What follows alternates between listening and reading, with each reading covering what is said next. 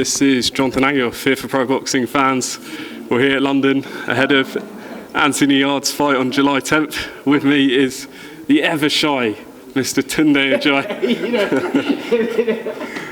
The ever shy. I'm a shy person. I want to start talking when the camera's coming. I only talk with the camera. Other than that, I'm silent. Don't worry about it. I'm good, and great to meet James Cook for the first time. James, how you doing? No. Wait. Please, you have to get it right. Go on. James Cook MBE. MBE. I apologise. James Cook MBE and. I'll give you now. Like 20 shadowbox with him now. Yeah. You see the energy's here. It always is. Tunde, how have you been? How's sort of the past few months been for you? Yeah, I mean, to be honest with you, it's been a time of reflection. You know, I'm always friendly to the media. I'm always a person that gives talk, but it's been a time for me to really just calm myself down. You know, look at the situation, assess it, try to be a better person. I don't want to change too much because I feel that that's changing for the outside. If I'm going to change, I'm going to change for myself. And so I've drawn back a little bit. I'm not as active on social media, but as you can see, when it comes to things like this is my life, this is my job, this is my passion. I like to entertain, I like to talk. You know, I like to give the people things to talk about. So it's been good. So it's been good in both ways, and also focusing on my job. Everyone knows I'm very dedicated when it comes to my job. Talk to us about the addition of the man on your left, James Cook MBE, British, European champion. What's the dynamic been between you two from your end? 2 batteries are better than 1. Simple mathematics. You know, as I say, I've always had to do things on my own. I've never really had, you know, and Anthony and the boys, they look up to me, you know, and I'm a person, I'm always looking to grow my intellect. I'm always looking to learn new things, but for some reason, I've never really had help from the wider boxing people, you know. Even when we're riding high, nobody has ever really wanted to assist. I don't know why that is, but the fact that now, for the first time, you know, on the back of a bad experience, or an experience, let's say bad because it's not really bad, at the back of an experience, somebody has entered into all of our lives and environment that is only going to benefit us and aid us. And what better addition to have than someone who's been a fighter, a successful trainer, and also well respected in British boxing. I know you won't want to look back, you're looking forward to July 10th, but looking back at the Lyndon Arthur fight, how do you reflect it from a trainer's end? What went right, what didn't go right? Well, I just think that we didn't, let's get this right. I don't think we lost. Let me just clarify that. And one judge had us up 6th round, and 2 judges had Lyndon up by 1 point. So it wasn't. I don't know why anyone would think it was some masterclass or Sugar Ray Leonard just defeated, you know, Roberto Duran in the second fight. It was a close fight. It was a close fight, and so. But the thing is that was Anthony at 20%. I'm just being honest. That wasn't Anthony in there from my own perspective. And how do you know? Is that he was dealing, and we always dealing as a collective with a lot.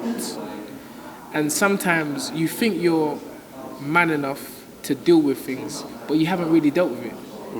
So on the night, I don't feel we lost. I would never conform or say that we lost, but on paper we lost. And I just want to put that fight out of the. That's not even. I don't even think about that fight because if you give a good account of yourself and something happens, then you can say, yeah, all right, cool, fair and square. But that wasn't Andy. That wasn't Andy. And so, I mean, it wasn't because he looked like him on the night. You understand? But you know, we all know. I think the public knows. The British public, the world public know Anthony can do 100 times better than what he did on the night. And it's easy to blame the trainer. But we started this together, and now we're going to make, already have made massive improvements to make it better. James, Anthony said he's known you for a long time, not just with this partnership, but what did you make of Anthony and his career so far, and what you can add? I think Anthony's career went pretty well, and I think it's going good. Listen, 2 fights or 1 fight or whatever fight don't make you a bad fighter. Anything can go wrong on the night. It just happened. At the end of the day, you don't hear people screaming and shouting when famous fighters, Ali or anybody lose a fight, get rid of the trainer. But over here, it seems like the internet public want to get rid of a man who didn't know where he start off with Tunde and bring him so far.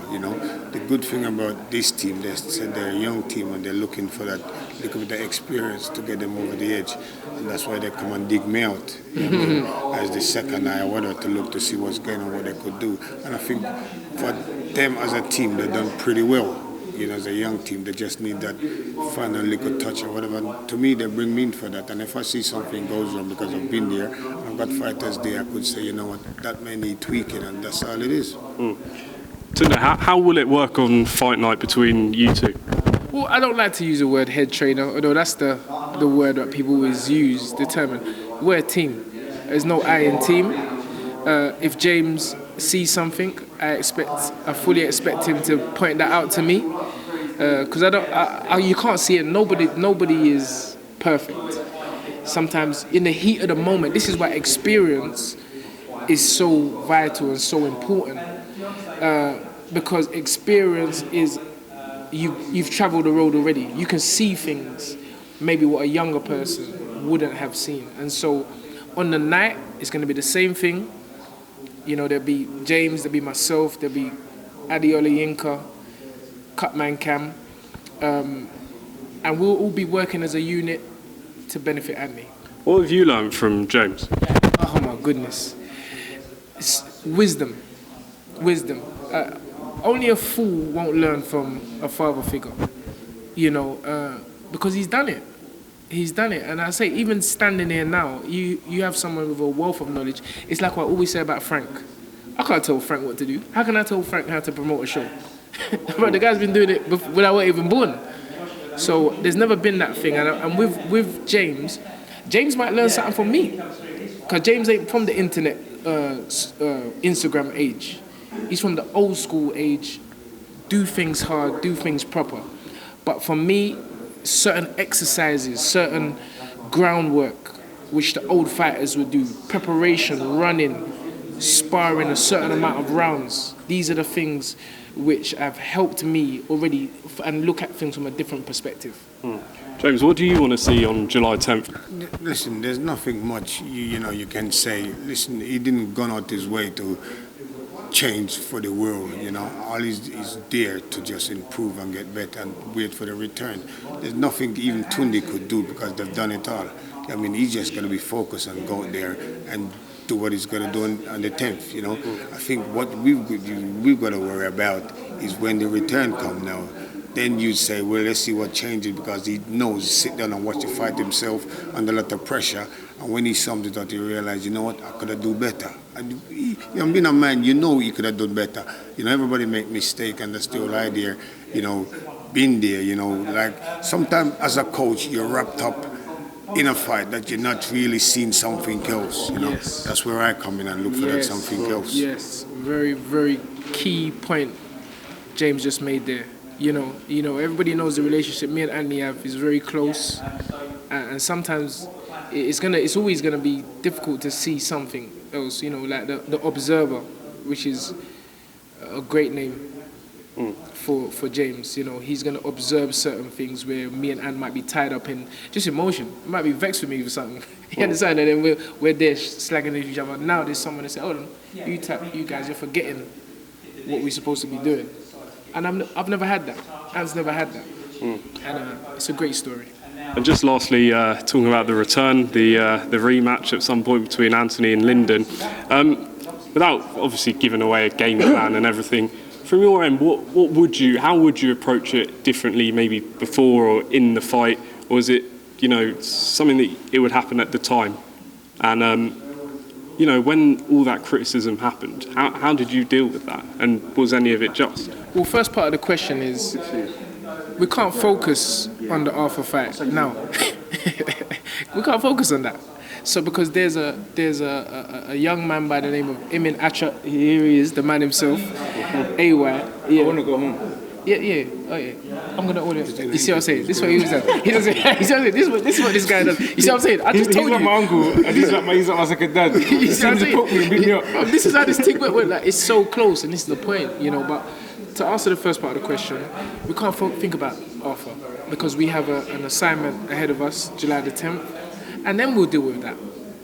There's no looking elsewhere and taking our eyes off the ball for July the 10th. Second part with the criticism comes with the territory. Good, bad, up, down, left, right, positive, negative. It's just the way it is. You just have to decide what side you choose to focus on. And with us, Anthony said it up there, there's no hating bone in his body. Same like me, same like James. We just want to do a job and be successful at it. And can I just ask you just quickly, I know you're in a rush, you want to go, but what has James added to the camp that wasn't there before? Just like, it's having another perception, like a second view of things, and experience. James Cook's very experienced. He fought at a sensational level as well. I was a fan of his, again, before my time, but I see some tape. Watch the tapes. I see some tape. And again, he's a very respected man for a reason. So that's for me, and he also brings good energy. I'm a person that I base a lot of things on energy. And when I first started boxing, I met James. When I trained with Tony Cisse, we saw James and he goes, "Do you know who this is? This is James Cook, the MBE." That's how Tony talks. But so from then, there's always been a respect there.